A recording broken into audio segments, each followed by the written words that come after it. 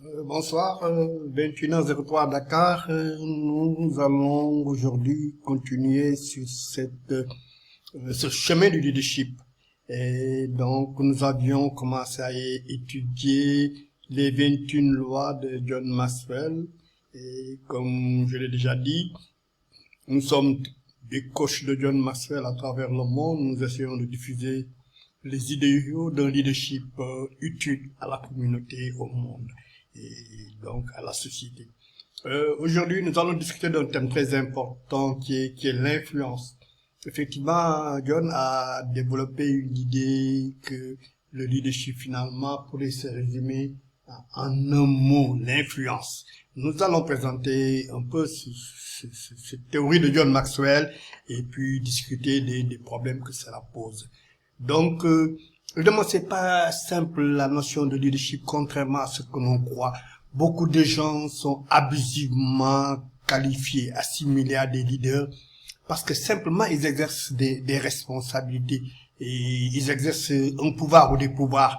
Mais comment admettre que, puisqu'ils sont à certains endroits, à certains postes, ils ont certains privilèges qui sont des leaders? On peut discuter de cette problématique. Un premier critère serait l'intérêt que les gens lui portent. Par exemple, John nous dit quand un vrai leader parle, les gens l'écoutent. Évidemment, écouter, c'est finalement quoi? Il y a écouter, il y a entendre. Est-ce que le fait d'entendre le son, la voix de quelqu'un qui parle, bon, est-ce que ça peut pas être assimilé à un son, à un bruit, donc quelque chose que l'on subit. Donc, alors que vraiment entendre, c'est prêter attention. C'est prêter attention, c'est être concentré. Et il y a une certaine intentionnalité, un certain effort. Donc, vous voyez, le problème n'est pas si simple que cela. C'est pas vraiment une réponse automatique. Et donc, très souvent, également, la confusion réside dans l'assimilation abusive de plusieurs positions, de plusieurs fonctions. On en a parlé dans les vidéos passées, on revient là-dessus. Le manager, et ce que John appelle les mythes, les 5 mythes du leadership. Et le manager, on dit que c'est un manager, on l'assimile. L'entraîneur, et le gars qui a beaucoup de savoir, etc. Les pionniers, quelqu'un qui a un poste. On peut facilement dire que c'est des leaders. Est-ce que c'est vraiment des leaders? Et nous allons essayer d'approfondir un peu. Donc, par exemple, le pionnier. Le pionnier, souvent, l'humanité ou la communauté lui doit beaucoup de choses parce qu'il a été un précurseur. Il a osé commencer ce que certains n'osaient pas du tout aborder peut-être, mais est-ce une raison de dire que puisqu'il est pionnier dans un domaine, il est leader? Et beaucoup de pionniers ont commencé des choses qui n'ont pas pu terminer, qui ont été terminées par d'autres. Et donc, c'est un précurseur qui, à partir de rien ou des situations inhabituelles, crée une affaire, une idée, une technologie ou des choses comme ça. Mais c'est pas pour autant qu'il est un leader. Et au sens où nous allons le voir. Effectivement, la notion de leader pose même des problèmes qu'on va voir. Quel type de leader, par exemple? C'est une question importante. Il est le premier sur le terrain, alors que les gens doutaient. Disaient que, bon, c'est de la folie, c'est pas la peine d'essayer, c'est monsieur, il est original, etc.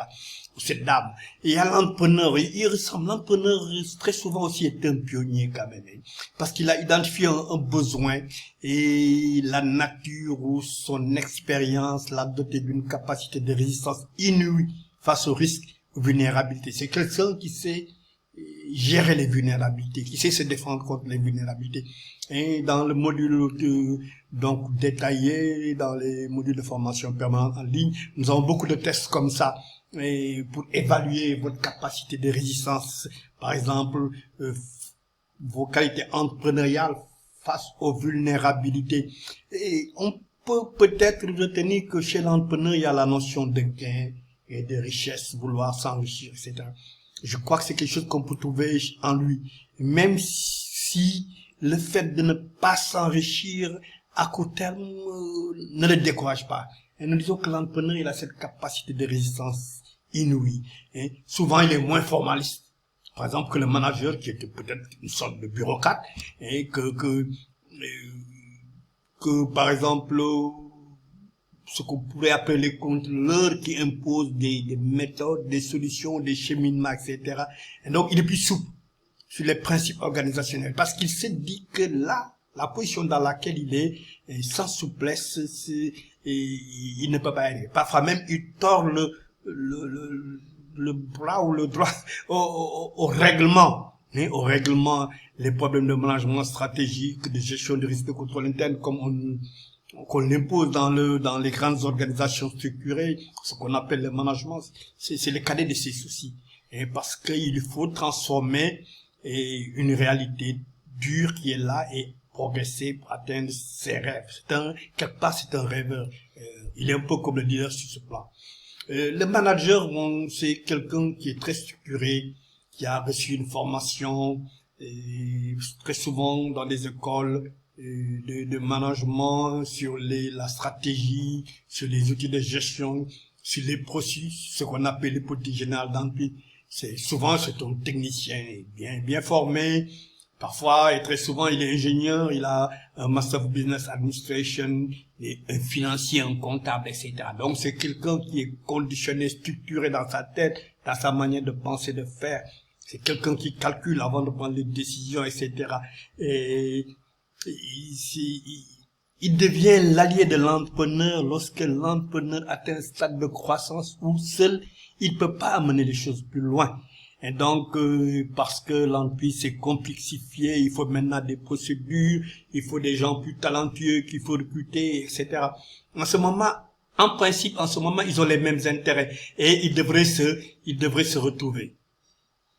Il y a quelqu'un qui est un peu transversal par rapport à ce que nous voulons dire, c'est le détenteur d'un poste. Et très souvent, l'un des mythes aussi, et parce que vous détenez un poste important, on dit que vous êtes un leader. C'est pas évident.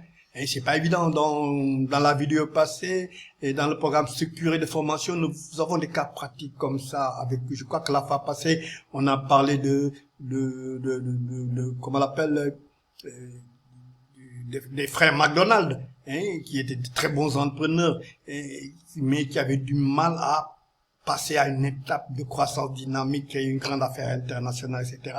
Le détenteur du poste, ça peut être un PDG, un directeur général, un directeur de la production, etc., etc. Et c'est pas parce que il détient ce poste qu'il est un grand leader. D'ailleurs, très souvent, ce ne sont pas des grands leaders. Parce qu'il leur manque quelque chose qui est de prendre la distance, de lever la tête, d'écouter les gens. Ils ont une grande certitude de leur savoir. Et donc, c'est pas forcément de bons négociateurs. Et là, il faut nuancer. Et dans la vie, on n'est pas simplement ceci ou cela, ça dépend des gens. Et celui qui détient des connaissances, ça peut être un savant, quelqu'un de très bien formé, intelligent, super intelligent, plus intelligent que la moyenne. En tout cas, on a tendance à dire, à croire que c'est ça. C'est pas forcément un leader. Et souvent, c'est des gens penchés sur leurs propres idées, donc un peu introvertis, etc. Alors, le leader, c'est quelqu'un qui a besoin, qui sait prendre la distance, qui sait lever la tête, qui sait écouter, parler aux gens. Donc, vous voyez, il y a des similarités de part et d'autre, mais parfois, il y a des nuances, il y a des différences qui peuvent être très importantes. Par exemple, l'entrepreneur et les pionniers, quelque part, ils se ressemblent, ils peuvent avoir la même histoire. Et c'est des gens qui perçoivent les difficultés comme des opportunités, par exemple. Et là où les gens voient du danger, eux, ils voient des opportunités. Mais cela ne leur confère pas automatiquement le titre de leader. Et il y a beaucoup d'entreprises, vous voyez le taux de mortalité des entreprises à travers le monde, quel que soit le pays. Vous prenez les études, et c'est très, très, très élevé. Vous voyez les entreprises familiales qui ont été construites à la sueur de l'entrepreneur, du fondateur, du pionnier. Mais après le décès de ces derniers, il n'y a plus d'entreprise. Et vous tous, vous pouvez dans nos différents pays citer beaucoup de cas. Et donc, le manager, très souvent, il a des compétences transférées par la formation, etc. Mais il n'est pas forcément un grand leader aussi. Et d'ailleurs, très souvent, c'est sa sagesse qui l'aide peut-être à se rapprocher des leaders, à savoir que, par exemple, plus une entreprise progresse, plus elle devient prospère, plus elle a besoin de s'ouvrir à des compétences variées, dont des leaders, dont des managers, etc. Les politiques, les stratégies, les procédures ne suffisent pas. Il faut du leadership.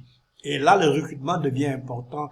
Et il y a même des grands chefs d'entreprise, quand vous les interviewez, vous dites que le problème le plus compliqué pour eux, c'est le recrutement. Hein, ouais.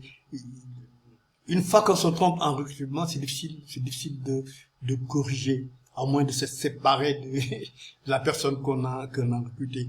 Hein, c'est pas parce qu'aussi que vous êtes premier, brillant, étudiant, élève, PDG, etc., que vous êtes nécessairement un grand leader. Et voilà donc un peu ce que nous voulions dire sur ces mythes, hein, qui ne sont pas forcément vrais. Et on voit dans la réalité beaucoup de gens qui croient que ces mythes sont vrais, traduisent l'état d'un leader, hein, qualifié en leader.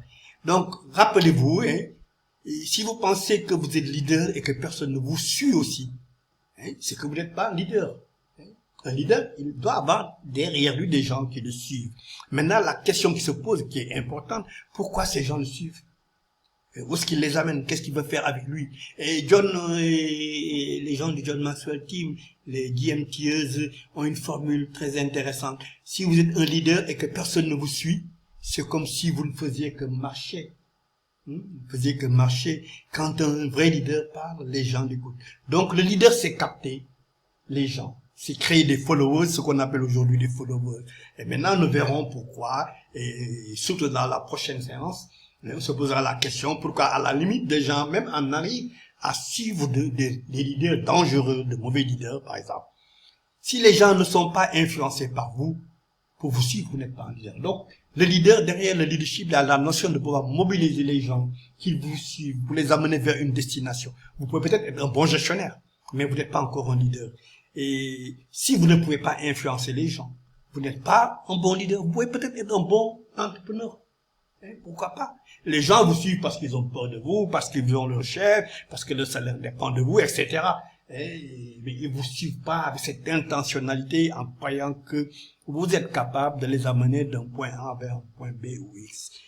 Si vous êtes aussi le premier, un premier à l'examen, cela ne signifie pas que vous êtes un grand leader. Et dans la vie, vous découvrirez qu'il faudra beaucoup plus de choses que ça pour être un leader, pour s'imposer, pour apporter sa pierre, ça touche à la société. Donc le leadership, et là, cette formule de John est merveilleuse, c'est de l'influence, rien de plus, rien de moins. Le leadership, c'est de l'influence, rien de plus, rien de moins. Évidemment, à partir de ça, maintenant, on peut discuter de beaucoup de choses.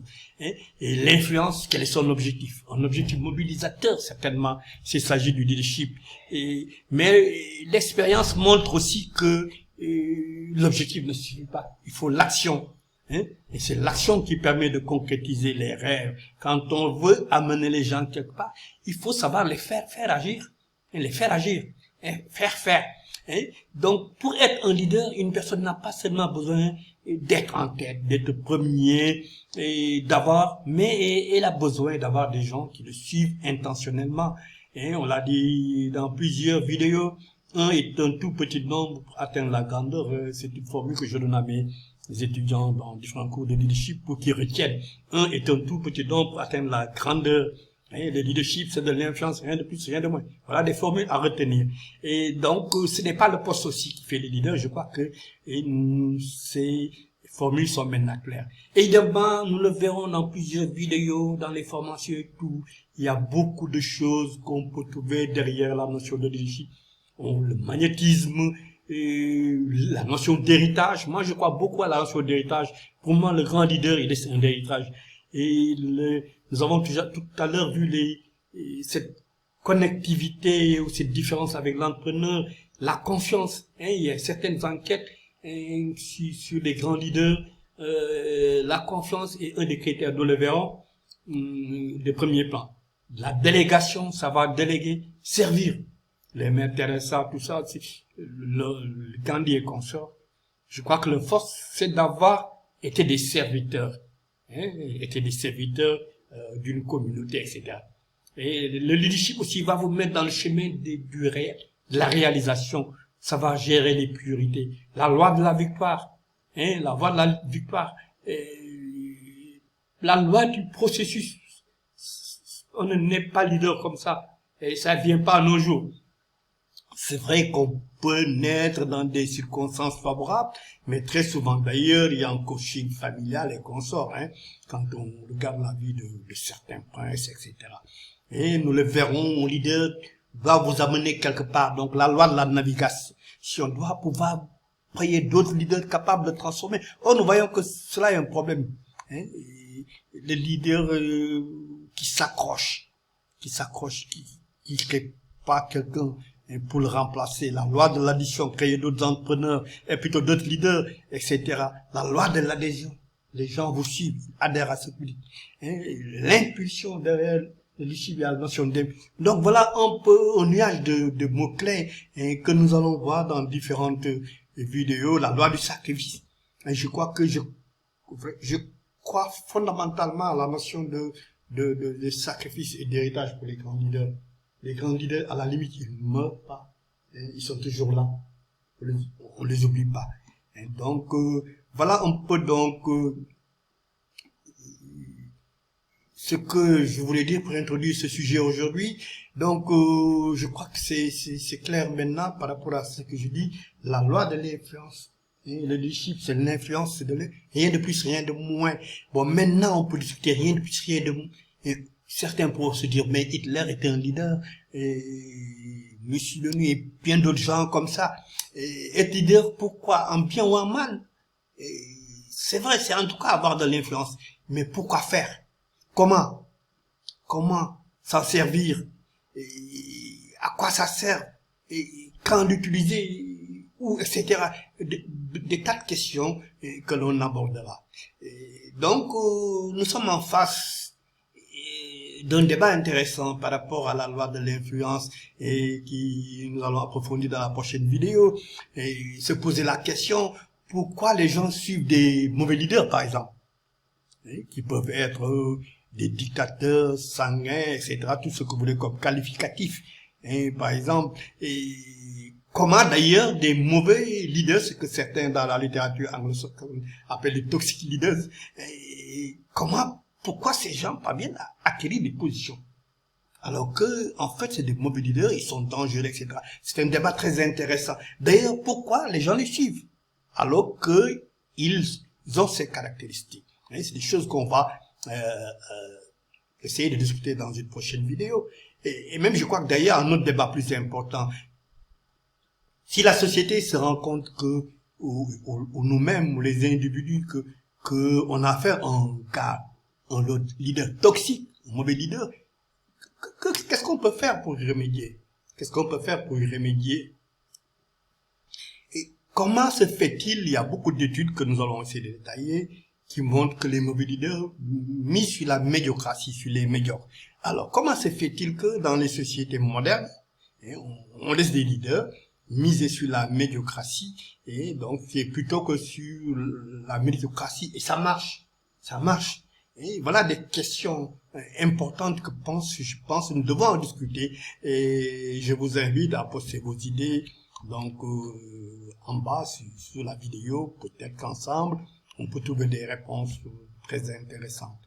Et comment c'est-il d'ailleurs que ceux qui les suivent, les followers, aient du mal à échapper aux griffes des leaders toxiques et font même leur promotion?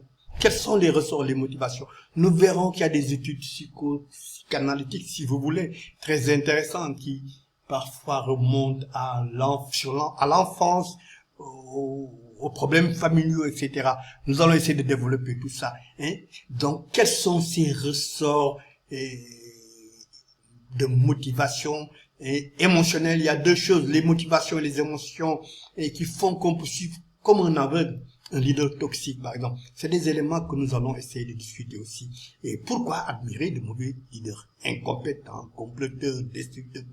Tout ça, c'est étudié. C'est étudié par une littérature, surtout en profondeur par la littérature anglo-saxonne. Donc, arrogant, égoïste, manipulateur, etc. Et quelles sont les conclusions de ces recherches au niveau de la psychologie, de la psychanalyse, etc. Et quel est le prix à payer pour être un grand leader? Donc voilà des questions connexes que nous allons voir. Et j'espère que la prochaine vidéo nous permettra d'avancer sur ces questions Et effectivement, le leadership, c'est de l'influence, rien de plus, rien de moins. Mais aussi, il y a les dangers, les abus que nous allons voir. C'est vrai qu'il y a le leader transformationnel positif aussi, qui consiste en un important pas des vidéos que nous diffusons sur ces plateformes, dans nos cours, etc. Je vous remercie. Donc, n'oubliez pas de vous abonner sur cette chaîne si c'est la première fois que vous tombez sur cette vidéo. Aussi simplement, vous l'avez écouté sans vous abonner, ça nous encourage à aller de l'avant, à partager avec vous beaucoup de ressources que John Maxwell Kim et donc dans notre université privée, nous avons énormément de ressources et nous essayons de les retraiter. Moi, en tant qu'Africain, j'essaie de les réadapter à notre réalité et de partager ça avec vous. Et on est ensemble, c'est quelque chose un pari que nous pouvons réussir ensemble. Je vous remercie. Ok, à la prochaine vidéo. N'oubliez pas de vous abonner, de cliquer sur la cloche pour être informé des nouvelles vidéos et surtout de nous soutenir par tous les moyens que vous pouvez. Merci. Au revoir. Ok, à bientôt.